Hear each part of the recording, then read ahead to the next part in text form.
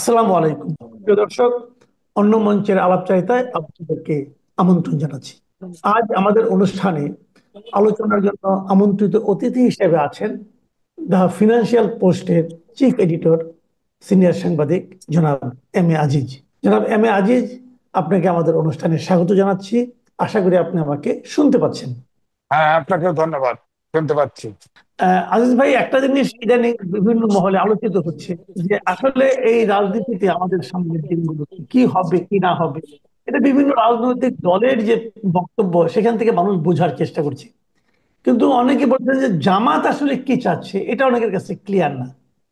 জামাত যেন মনে হচ্ছে যে এক একবার এক এক কথা বলছে কিনা। যেমন তারা প্রথমে বললো যে আগে আগে সংস্কার, তারপরে নির্বাচন করতে হবে। তারপরে তারা বললেন যে না, রমজানের আগেই নির্বাচন করতে হবে। তারপরে আবার তিনটা শর্ত দিলেন, এই যার মধ্যে বিচার করতে হবে, স্বৈরাচারের বিচার সহ আরো দুইটা শর্ত, তিনটা শর্ত পূরণ করতে হবে, তারপরে নির্বাচন করতে হবে। আজকে আবার ওনারা বলছেন যে আগে স্থানীয় সরকার নির্বাচন করতে হবে, তারপর জাতীয় নির্বাচন করতে হবে। এখন এই স্থানীয় সরকারের ব্যাপারে তো আবার বিএনপির বক্তব্য ভিন্ন রকম।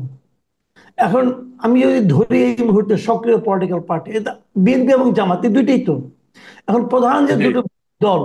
এই দুটো দলে যদি এই মানে স্থানীয় সরকার এবং জাতীয় নির্বাচন দুটো নিয়ে এরকম একটা মানে সম্পূর্ণ বিপরীত অবস্থান হয়, তাহলে কি আলটিমেট ফলটা কি হবে? নির্বাচনটা কি আরো পিছিয়ে যাবে, অনিশ্চিত হবে? আর জামাতের এই রাজনীতিটাকে আপনি আসলে কিভাবে ব্যাখ্যা করছেন? ধন্যবাদ আপনাকে। নির্বাচন প্রসঙ্গে পরে বলি, আগে জামাতের অবস্থান সম্পর্কে বলি। যখন 5ই আগস্ট পরিবর্তন হয়, তখন কিন্তু আমরা লক্ষ্য করেছি যে জামাত ইসলামিক দলগুলোকে একসাথে নিয়ে নির্বাচন করে তারা সরকার গঠন করবে, এই লক্ষ্য নিয়ে তারা আগাচ্ছিল। এবং নির্বাচনটাকে ধীরে করার জন্য আপনার নানান শর্ত দিচ্ছিল, যেমন সংস্কারটা আগে হতে হবে, তারপরে নির্বাচন। অর্থাৎ যাতে বিএনপি দুর্বল হয়, কারণ বিএনপি আওয়ামী লীগের পরে তো এখন বিএনপি বড় সংগঠন। হ্যাঁ। তো সেখান থেকে আমরা মাঝখানে দেখলাম যে কিছুদিন যাওয়ার পরে আপনার জামাতের কোথায় রিয়েলাইজেশন আসছে। জামাত লন্ডনে কিন্তু বেগম খালেদা জিয়া এবং তারেক রহমানের সাথে দেখা করেছে। সেখান থেকে এসে বলছিল যে আমরা জাস্ট তার স্বাস্থ্যের অবস্থা, অসুস্থ মানুষ, তাকে দেখতে গেছি। এখন এটা কিন্তু ব্যক্তিগতভাবে আমি বিশ্বাস করি নাই, এই জন্যই যে রাজনীতিবিদের সাথে দেখা করবে, সেখানে রাজনৈতিক আলোচনা হবে না, এটা আমার কাছে বিশ্বাস হয় নাই। পরে মানব জমিন কিন্তু একটা মোটামুটি আকার ইঙ্গিতে একটা স্টোরি করেছিল। সেখান থেকে যেটা আমি অনুভব করেছি, রাজনৈতিক বিষয়ে তো আলোচনা এসেছে। এমনি তো কুশল জিজ্ঞেসই করে মুসলমান হিসেবে, আপনি কেমন আছেন না আছেন। তারপরে নির্বাচন হয়েছে। আমার কাছে যেটা স্টোরিটা পড়ে মনে হয়েছে যে এই যে জামায়াতের আচরণ, এটা যদি বিএনপি যদি দেখা যায় যে ছাত্ররাও এই যে এনসিপি, তাদের নিয়েও কিন্তু মুভ করতেছে একটা পক্ষ, যে বিএনপির থেকে কিছু সিট নিয়ে দেওয়া। যদি দেখা যায় যে জামাত আপনার থার্ড পার্টি হয়ে যায়, আমার মনে হয় এই কারণেই দৌড়ায় লন্ডনে গিয়ে দেখা করছে। দেখা করার পরে তারা এসে কিন্তু ঠিকই বলল যে আপনার রোজার আগে নির্বাচন চাই। হ্যাঁ, তখন কিন্তু সংস্কারের কথা বলে নাই। পরের দফায় আবার বলল যে না, ওই সময়ের ভিতরে সংস্কার করে নির্বাচন চাই। পরে আপনার দেখেন তারপরে শর্ত দিল যে সংস্কার করে নির্বাচন চাই। তারপরে এখন এরপরে এগুলো বিচার করে সংস্কার করে তারপরে নির্বাচন চাই, এবং উচ্চ কক্ষ আনুপাতিক নির্বাচন চাই, নিচের কক্ষ যাই হোক। কালকে সিলেটে গিয়ে জামাতের আমির বললেন যে আপনার সংস্কার করে এবং নির্বাচন করতে হবে, এবং সেখানে বলেছে উচ্চকক্ষ যদি আনুপাতিক হারে হয়, দুইটা কক্ষ হয়, তাহলে দুইটা জায়গায় আনুপাতিক হারে হলে অসুবিধা কি, এটাই আমরা চাই। দ্বিতীয়ত, স্থানীয় সরকার নির্বাচন আগে চাই। এতে আমার কাছে মনে হচ্ছে যে এই যে পরপর তাদের পরিবর্তন, এতে করে তাদের এখন আবার যে ছাত্রদের সংগঠন এনসিপি, তাদের সাথে কিন্তু মোটামুটি মত কিন্তু মিলে যাচ্ছে প্রস্তাব। এখন ডক্টর মোহাম্মদ ইউনূস, তিনিও কিন্তু ছাত্রদেরকে এই দলের পৃষ্ঠপোষকতা দিচ্ছেন। তিনি স্বীকার করুক আর না করুক, এনসিপি নিবন্ধিত না, জামাত নিবন্ধিত না, অথচ তারা যা বলছে তা হচ্ছে। কিন্তু নিবন্ধিত দলের সাথে বৈঠক হয়, তাদেরকে এমসিকিউ কোশ্চেন করে সব। তারপরে আমি বলবো যে ডক্টর মোহাম্মদ ইউনূস কিন্তু বলেছিল, এখনো যদি আপনি একটু মাস মিডিয়াতে যান পাবেন তার বক্তব্য, যে যতটুকু সংস্কার হয়, যতটুকুতে একমত হয়, ততটুকু নিয়েই আমরা নির্বাচনে যাব। হ্যাঁ, যদি কেউ একমত না হয় তাহলে একমত হলো না, আমরা জানিয়ে দেব, সবাইকে জানিয়ে দেবো ওয়েবসাইটে, সবাই দেখবে কোনটাতে হ্যাঁ করলো না করলো, আমরা নির্বাচনে চলে যাব। এখন ডক্টর মোহাম্মদ ইউনূসের দায়িত্ব হচ্ছে, যদি একমত না হয়, যে যে জায়গায় একমত হয়েছে, ধরেন অনেক সংস্কার প্রস্তাব তো এসেছে, সংস্কার কমিশন দিয়েছে, তাতে তো মাত্র হয়তো 15-16টার জায়গায় বিএনপি একমত হতে পারে নাই, আর বাকিগুলোতেও একমত হয়েছে। এখন নির্বাচনে দিয়ে দিক। এখন যদি তিনি নির্বাচন এই অজুহাতে নির্বাচন ডিলে করেন, তিনি বলেছিলেন ডিসেম্বর থেকে জুনের ভিতরে নির্বাচন হবে। আপনি বলেন ডিসেম্বর চলে, ডিসেম্বরের পরে তারপরে আবহাওয়া পরিবর্তন হতে থাকে বাংলাদেশে, ঝড় বৃষ্টি আসবে, রোজা আসবে, ঈদ আসবে, তারপরে স্কুলগুলা আপনার পরীক্ষা হবে, এসএসসি পরীক্ষা, তারপরে এইচএসসি পরীক্ষা, ঈদ হবে, বন্যা হবে, এবং স্কুল ভোট কেন্দ্র হয়, স্কুলের টিচাররা আপনার ইলেকশন সেন্টারে তারা ডিউটি করে। সুতরাং এই যে যদি আপনি ফেব্রুয়ারির পরে চলে যান কোনো মতে, তাহলে ফেব্রুয়ারিও না, জানুয়ারির পরে গেলেই কিন্তু আর নির্বাচন করা সম্ভব হবে না। তখন হয়তো এইসব অজুহাতে আবার নির্বাচন পিছাবে। অর্থাৎ এখন যে আপনার ধরেন ডক্টর মোহাম্মদ ইউনূস, তিনি কিন্তু পাবলিক রিলেশনে পৃথিবীর ভিতরে বিখ্যাত।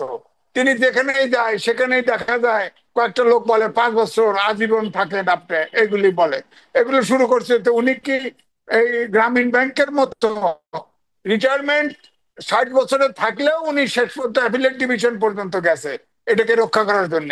তিনি একবার যখন চেয়ারে বসে গেছেন, তিনি কি তাহলে ওই যতদিন থাকা যায় আজীবন থাকা যায় চেষ্টা করবেন?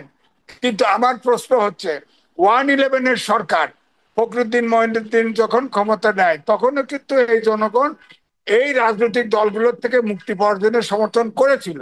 কিন্তু শেষ পর্যন্ত কিন্তু দেখা গেছে যে আজকে এই ফখরুদ্দিন আর মঈনুদ্দিনের কোনো খবর নাই। নিশ্চয়ই আন্তর্জাতিক খ্যাতিসম্পন্ন ব্যক্তি ডক্টর মোহাম্মদ ইউনূস এবং বাংলাদেশের সম্পদ, তিনি ফখরুদ্দিন মঈনুদ্দিনের মতো অবস্থা হোক, এটা আমরা চাই না। তিনি নির্বাচন দেখ, কারণ হচ্ছে দেশের এই যে ওয়ার্ল্ড ব্যাংক ফোরকাস্ট করছে আমাদের এভারেজ জিডিপি গ্রোথ হতো সাধারণত 6.5 থেকে 7-এর ভিতরে, এবারে হবে 3.3%। আপনার ডাইরেক্ট ইনভেস্টমেন্ট নাই, বিনিয়োগ নাই, ব্যবসা নাই, বাজার দর বাড়ছে। সুতরাং কোনো জায়গায় কিন্তু সুখবর নাই, সুখবর নাই। খালি 24 জন মানুষ গড় আপনার এসি রুমে বসে আছে, গদি ধরে আছে। তারপরে আপনি দেখেন পৃথিবীতে আপনি কোথাও দেখাতে পারবেন যে এইভাবে আপনার বিদেশি নাগরিক সহ একটা সরকার চলে? আপনার জাতীয় নিরাপত্তায় সেখানে উপদেষ্টা হচ্ছে একজন বিদেশি নাগরিক। পৃথিবীতে কোনো দেশ দেখাইতে পারবেন যে জাতীয় নিরাপত্তা অন্য দেশের হাতে তুলে দেয়? আমাদের এখানে তো ব্রিটিশ বাংলাদেশি নাগরিক, ব্রিটিশ সিটিজেন একজন তো আমাদের দেশের রাষ্ট্রদূত হয়ে আসছিল, তাকে বোমাও মারছে, কিন্তু সে তো ব্রিটিশ ইন্টারেস্টের বাইরে কোনো কথা বলে নাই। সুতরাং আমি বলবো যে এই সরকারটি এনজিও এবং বিদেশি নাগরিক 2-1 আমলা আছে, এ নিয়ে এই সরকার চলছে। এই সরকারটা আসলে মুক্তিযুদ্ধ করে দেশ স্বাধীন হয়েছে, এখানে বিদেশি নাগরিকরা এই দেশ চালাচ্ছে। এটা আমার মনে হয় এই অবস্থাটা চলা উচিত নয়, চলতে পারে না। আমার মনে হয় যে ইমিডিয়েটলি নির্বাচন দিক, তাহলে আমাদের সম্পদ ডক্টর মোহাম্মদ ইউনূসেরও ইজ্জত থাকবে, তিনিও ফখরুদ্দিন মঈনুদ্দিনের মতো অবস্থা হবে না। আমরাও, আমার মনে হয় যে নির্বাচন হোক, দেশে একটা রাজনৈতিক স্থিতিশীলতা আসুক, ইনভেস্টমেন্ট আসুক, বিনিয়োগ আসুক। তা না হলে ওনাকে দেখে অন্তর্বর্তীকালীন সরকার, ওনার ব্যক্তির কারণে অনেক প্রতিশ্রুতি, উনি গেলেই প্রতিশ্রুতি দেয় যে আপনি কি সাহায্য চান, কি সাহায্য চান, সব সাহায্য দেব, কিন্তু সাহায্য তো আসে না। এ পর্যন্ত $2.1 বিলিয়ন প্রতিশ্রুতি পাইছে, একটা টাকাও দেশে আসে নাই। আপনার বিনিয়োগ সম্মেলন হলো, 3,000 100 কোটি টাকার আপনার বিনিয়োগ করবে প্রতিশ্রুতি পেল, একটা প্রতিশ্রুতিও আসবে না। আপনি দেখেন, এই জন্য আমি বলছি যে আপনার আইএমএফ এর লোন, যেটা ফ্যাসিস্ট সরকারের সময় ছিল, সেটারও থার্ড চুক্তি আটকায় গেছে। আইএমএফ এর লোন চুক্তি আটকায় তখন কখন, যে দেশ রিপে করতে পারবে না, পেমেন্ট করতে পারবে না তার তখন। তো এটাও তো ঝুলে গেছে। সুতরাং আমার মনে হয় এইটা যদি সেই জুন পর্যন্ত, অর্থাৎ আগামী বছর পর্যন্ত যদি চালায়, তাহলে এই দেশটা কিন্তু ফেল স্টেটের দিকে চলে যাবে, এই জি, দেশকে দাঁড়ানো মুশকিল হবে। আমি এখন আরেকটা প্রসঙ্গে যাচ্ছি। সেই প্রসঙ্গটাও মোটামুটি কিন্তু বেশ গুরুত্বপূর্ণ হয়ে দেখা দিয়েছে দু একদিনের মধ্যে। আপনি দেখবেন যে এই নতুন সরকার আসার পর যে নতুন নতুন রাজনৈতিক দলের জন্য জন্মের একটা হিড়িক পড়ে গেছে। ওই দিন একটা হিসাব করে দেখলাম যে গত 9 মাসে নতুন 26টা দলের জন্ম হয়েছে, ঘোষণা হয়েছে, এবং বিচিত্র বিচিত্র সব নাম, এবং যেগুলোর শীর্ষে অদ্ভুত অদ্ভুত লোক। যেমন কয়েকদিন আগে দেখলাম একটা নাম হয়েছে, নামও বিচিত্র, আম জনতা পার্টি। তা আম জনতা পার্টি ঠিক ছিল, কিন্তু আর আগে আবার হুম। লাগাই। তো এইগুলি, এবং তার শীর্ষে কে আছেন, এমন একজন ব্যক্তি যিনি নাকি প্রতারণার দায়ে সাজাপ্রাপ্ত ব্যক্তি, সাজা পেয়েছেন, সাজা ভোগ করেছেন, এমন একজন লোক। তো যাই হোক, এগুলি চলছে। সর্বশেষ যেটা ঘটলো, এটা আমাদের একটু, আমরা হয়তো মানে বলবো যে একটু ব্যতিক্রমী, যে দীর্ঘদিন ধরে যিনি আপনার নিরাপদ সড়কের জন্য আন্দোলন করেছিলেন, সেই ইলিয়াস কাঞ্চন সাহেব, তিনি যেটা প্রধান এবং যার মহাসচিব হলেন আমাদেরই মানে কলিগ সাংবাদিক শওকত জগতের মাহমুদ। শওকত মাহমুদ, প্রেস ক্লাবের উনি সভাপতি ছিলেন, তিনি এটা সাধারণ সম্পাদক। তো এরকম একটা হলো। এবার এখানে আবার আরেকজন কিছু লোককে দেখলাম, যে শাহ আবু জাফরের মতো লোককে দেখলাম। শাহ মোহাম্মদ জাফর নাকি, এই যে আপনার ফরিদপুরের, যে নাকি এক এক সময় এক এক পার্টি, যেন সর্বশেষ এই কি এমএনএম না কি একটা পার্টিতে গিয়েছিলেন। যাই হোক, হ্যাঁ, এই সমস্ত লোকজনকে নিয়ে একটা পার্টি করা হলো। এই যে নতুন নতুন পার্টি হচ্ছে, এটাতে কি প্রমাণ করে? তাহলে কি দেশে এখন রাজনীতির জন্য খুবই অনুকূল পরিস্থিতি, নাকি আমাদের উর্বর মাটিতে এরকম হয়, নাকি এটা কোনো ইতিবাচক দিক দিয়ে আসবে আমাদের রাজনীতিতে? ধরেন ওই সংবাদপত্র, অনেক ছোটখাটো আছে সংবাদপত্র, সবাই সংবাদপত্র বের করে, এডিটর হলে গাড়িতে স্টিকার লাগানো যায়, ভিআইপি হওয়া যায়, যেখানে সেখানে যাওয়া যায়। তো এরকম এই পার্টিগুলো যেগুলো করা হয়েছে, এদের অনেককেই আপনি চেনেন, যে এই লোকগুলো বোধহয় তারা এখন আর কোথাও জায়গা পাচ্ছে না, রাজনৈতিক একটা দোকান খুলে বসলো, এবং তারা হয়তো নিবন্ধন দেওয়ার চেষ্টা করবে। এগুলোর নিবন্ধনও পাবে বলে আমার কাছে মনে হয় না। আর নিবন্ধন পাইলেও এরা যদি ইলেকশন করে, কোনো একটা ব্যক্তির জামানত থাকবে না। তারপরেও তারা করছে, নিশ্চয়ই এখানে যার যার অসৎ উদ্দেশ্য আছে, অথবা এটা কোনো এজেন্সির লোক, তাদের পক্ষে দেশি বিদেশি কোনো এজেন্সির লোক, তাদেরকে এভাবে পার্টি করানো হচ্ছে। হ্যাঁ, নাইলে তারা পার্টি করবে কি করে? এবং যেসব নেতা, এইসব নেতা আপনি বলেন তো, একটা পার্টির একটা নেতা, আপনার ইলিয়াস কাঞ্চন সাহেব, সে পলিটিক্স করে নাই, তিনি নায়ক ছিলেন, এরপরে নিরাপদ সড়ক আন্দোলন করছেন। আমাদের শওকত মাহমুদ সাহেব, তিনি বুনিয়াদী সাংবাদিক, প্রেস ক্লাবের প্রেসিডেন্ট ছিলেন, তিনি বিএনপি থেকে এক্সপেল হয়েছেন। তিনি এখন রাজনীতি তার ধ্যান ধারণা মনে করে, তিনি এখন আগে পার্টিতে গেছেন। তো তিনি তো আমি দামি নির্বাচনের সময় তো সরকারের অনুকম্পা নিয়ে নির্বাচন করেছেন, পাশ করেন নাই। সুতরাং এগুলো হচ্ছে যার যার নিজস্ব এজেন্ডা আছে, এজেন্ডা ভিত্তিতে, অথবা কোন এজেন্সির পক্ষ থেকে তাদেরকে হুইপ করা হয়েছে, তারা এই পার্টিগুলো খুলেছে। অযথা এই রাজনীতিটাকে আরো বেশি বিতর্কিত, আরো বেশি আবর্জনা মুক্ত, আবর্জনা যুক্ত করার জন্য এই পার্টিগুলো হয়েছে। এই পার্টিগুলোর কোনো প্রয়োজন নেই। এমনি আমরা 60-70টা পার্টি আছে, আবার কি এই পার্টি কি করবে এই দেশের জন্য? এই পার্টিগুলো করা মানেই হচ্ছে দেশের রাজনীতি নাই। সঠিক রাজনীতি যদি থাকতো, গণতান্ত্রিক ব্যবস্থা থাকতো, আইনের শাসন থাকতো, সুশাসন থাকতো, এইসব লোকগুলি কিন্তু রাজনীতি করার মতো স্পেসই পাইতো না, তারা চিন্তাও করতো না। এবং দেশ বিদেশের ইনফ্লুয়েন্স যদি না থাকতো, বিদেশের ইন্টেলিজেন্স বলেন আর বিদেশি রাষ্ট্রের ইনফ্লুয়েন্স বলেন, না থাকলেও এই পার্টি, অনেক পার্টি হতো না। আমার কাছে মনে হয়েছে এই পার্টিগুলো হয়েছে দুটোর যে কোনো একটা কারণে, এবং এই পার্টিগুলো আপনি দেখবেন নির্বাচনের পরে শেষ হয়ে যাবে, এই পার্টি থাকবে না। নির্বাচন যদি হয়। তবে নির্বাচন নিয়ে কিন্তু আমি বেশ আগে কিছু আশান্বিত ছিলাম। আমি ডক্টর মোহাম্মদ ইউনূস তার পক্ষে যখন 6 তলা উঠায় নামায়, আমি তাকে জাতীয় সম্পদ মনে করে তার পক্ষে লেখা লিখছি, কিন্তু তখন কেউ ছাড়তে চায় না। অনেক রিকোয়েস্ট করে করে সিনিয়র সাংবাদিক হিসেবে রিকোয়েস্ট করছি, চেপে দিছে। এখন তো দেখতেছি ও মা, সারা দেশটাকে ছাত্ররা সরকার চালানোর জন্য প্রচারণা দিচ্ছে, আর হলো কয়তো তোমরা ব্যবসা করো। আরে ভাই, বিজ্ঞানের যুগে দেশটা চালাবে কে?